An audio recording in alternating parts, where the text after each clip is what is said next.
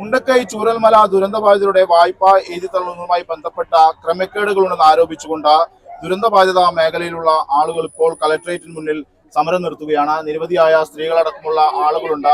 വായ്പ സർക്കാർ എഴുതി തള്ളിയിട്ടുണ്ട്, പക്ഷേ ഇത് പൂർണ്ണമല്ലെന്നാണ് ഇവർ ആരോപിക്കുന്നത്. കാരണം കൃത്യമായ ആളുകളിലേക്ക് വായ്പ കടബാധ്യത എത്തിയിട്ടില്ല. ഈ കടബാധ്യത മുഴുവനായി ഏറ്റെടുത്തുകൊണ്ട് ചൂരൽമലയിലെയും അതോടൊപ്പം മേപ്പാടി പഞ്ചായത്തിൽ ദുരന്തം ബാധിച്ച 3 വാർഡുകളെയും പൂർണ്ണമായും ആളുകളുടെ ബാധ്യത ഏറ്റെടുക്കണമെന്ന് ആവശ്യപ്പെട്ടുകൊണ്ട് തന്നെയാണ് ഇവർ ഇപ്പോൾ സമരം നടത്തുന്നത്. ഇത്തരത്തിൽ സമരമായി അവർ പ്ലക്കാർഡുകളൊക്കെ ഏന്തി തന്നെ കളക്ടറേറ്റ് മുന്നിൽ ഒരു പ്രതിഷേധ സമരം സംഘടിപ്പിച്ചിരിക്കുകയാണ്. ഇത്തരത്തിൽ സമരവുമായി ബന്ധപ്പെട്ടുകൊണ്ട് ആളുകൾ എത്തിയിട്ടുണ്ട്. നമുക്ക് അവരോട് ചോദിക്കാം കാര്യങ്ങൾ.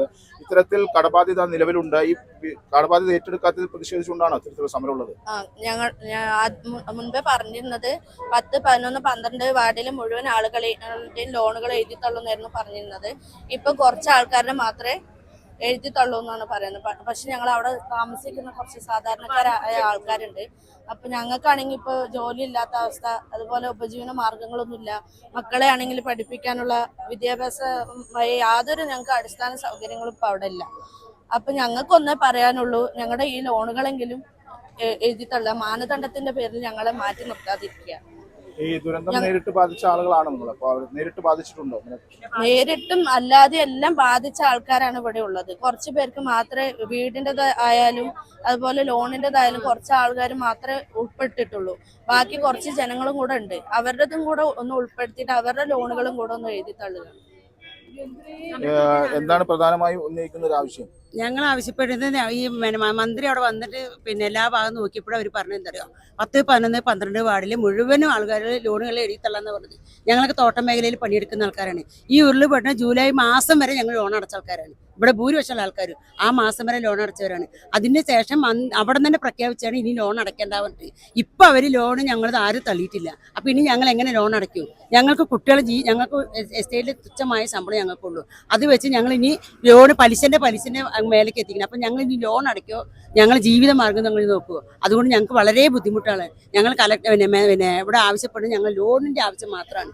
എന്തായാലും നമ്മൾ എന്തിനും അവർ ഉൾപ്പെടുത്തുന്നില്ല. അപ്പോൾ ഭൂരിപക്ഷമുള്ള ആൾക്കാർക്ക് 9,000 കിട്ടാത്ത ആൾക്കാരുണ്ട്, 10,000 കിട്ടാത്ത ആൾക്കാരുണ്ട്. ഞങ്ങൾ എല്ലാത്തിൽ നിന്ന് ഗവൺമെൻറ് ഈ കുറച്ച് ആൾക്കാരെ ഒരു 100 ചില്ലറ കുടുംബത്തിന് മാറ്റി നിർത്തിയിരിക്കുകയാണ്. അതുകൊണ്ട് ഞങ്ങൾ ഇതിനൊരു തീരുമാനം ആകണ വരെ അങ്ങോട്ട് ഇരിക്കാൻ തീരുമാനിച്ച് നോമ്പ് നോറ്റിട്ട് ഇന്നിവിടെ വന്നിരിക്കുന്നത്. എത്ര രൂപയുടെ ബാധ്യത നിലവിലുണ്ടമ്മ? ലോണില്ല, വീടിന്റെ ലോൺ ഉള്ളതാണോ? എത്ര രൂപയുടെ ബാധ്യത ഉണ്ട്? 13 ലക്ഷത്തിന്റെ ബാധ്യത ഉണ്ട്. അത് മക്കളെ വിദ്യാഭ്യാസത്തിനായിട്ട് എടുത്തതും പിന്നെ നമ്മൾ ഒരു മോളെ വിവാഹം ചെയ്തയക്കാനുള്ളതായിട്ട് ലോൺ എടുത്തതും ഒക്കെ ആയിട്ട് 13 ലക്ഷം ഉണ്ട്.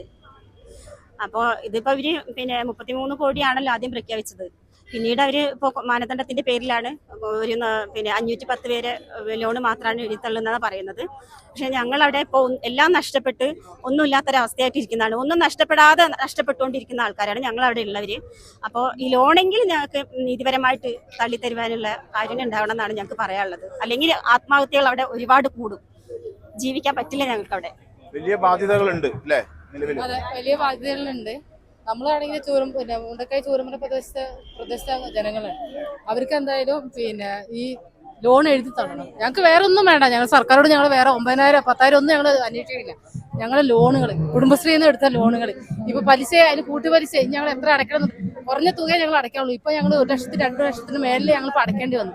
അപ്പൊ സർക്കാർ ഞങ്ങളെ സഹായിക്കണം. ഞങ്ങളുടെ ഇത്രയും പ്രദേശത്ത് കുറഞ്ഞ ആൾക്കാരേ ഉള്ളൂ ഞങ്ങളുടെ പ്രദേശത്ത്. അവരെ ലോൺ എഴുതി തള്ളുന്നതാണ് അപേക്ഷിക്കുന്നത്. സർക്കാരോട് ഒരു അപേക്ഷയാണ് ഞങ്ങൾ. ഇത് സംരംഭം ഉൾപ്പെടെ തകർന്ന ആളുകളുണ്ട്. അവരെ സംരംഭം ഉൾപ്പെടെ തകർന്നു പോയതാണ്. അപ്പൊ സംരംഭം ഉൾപ്പെടെ തകർന്ന് വലിയ രീതിയിൽ പ്രതിസന്ധി നേരിടുകയാണ് ഇവരുടെ. വലിയ ബാധ്യതകൾ മുന്നിലുണ്ട്. ബാധ്യതകൾ മുന്നിലുണ്ട്. ഞങ്ങൾ ഇന്ന് എല്ലാവരും ഇവിടെ ഒത്തുകൂടിയത് തന്നെ ഞങ്ങളുടെ ലോൺ എഴുതി തള്ളാനോ അതിനോടൊപ്പം തന്നെ ഞങ്ങൾക്ക് ജില്ലാ കളക്ടർക്ക് ഞങ്ങൾക്ക് ഒരു അപേക്ഷയും കൂടിയും കൊടുക്കണം. ഞങ്ങളുടെ എല്ലാ കാര്യങ്ങളും വ്യക്തിപരമായിട്ട് ഉൾക്കൊള്ളിച്ചിട്ടുള്ള അപേക്ഷയാണ്. എല്ലാവരും അപേക്ഷയൊക്കെ കൊടുത്തിട്ടുണ്ട്. പിന്നെ അതുകൂടാതെ നമുക്ക് ജില്ലാ ഭരണകൂടം ഞങ്ങളോട് കുറച്ച് കരുണ കാണിക്കണം. അതേ ഞങ്ങൾക്ക് പറയാനുള്ളൂ.